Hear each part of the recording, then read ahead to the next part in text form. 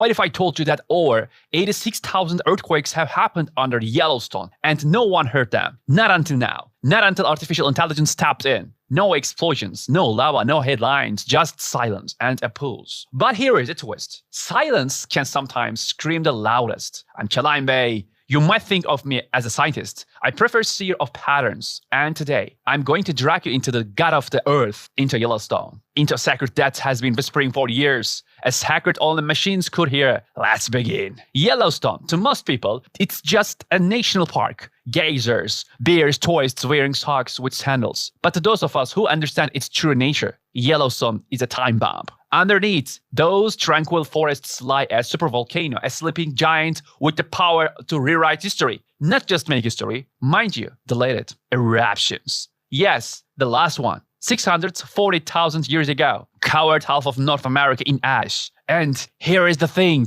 the Earth doesn't keep promises. No countdown clock, no schedule, just pressure, waiting to snap. But what if it's not waiting? What if it's humming? In 2019, geographers at Stanford University decided to do something reckless. They handed the keys of Yellowstone's seismic data to an artificial intelligence, not a cute assistant, not a chatbot, a deep learning neural network trained not to see, but to listen. And what it heard wasn't just data. It was a heartbeat. Over 86,000 earthquakes, most of them microquakes. Too quiet, too quick, too faint for any human system to notice. Like whispering in the dark, like ants marching beneath a cathedral. Why does that matter? Because earthquakes don't lie. They are the symptoms of what? That's the question. AI doesn't get bored. It doesn't blink. It combined through 2008 data and underneath a seismic swarm beneath Yellowstone's western edge. It didn't just count more quakes. It resembled their sequence, patterns, timelines, waves. What looked like randomness before now resembled geography. The earth wasn't just shaking.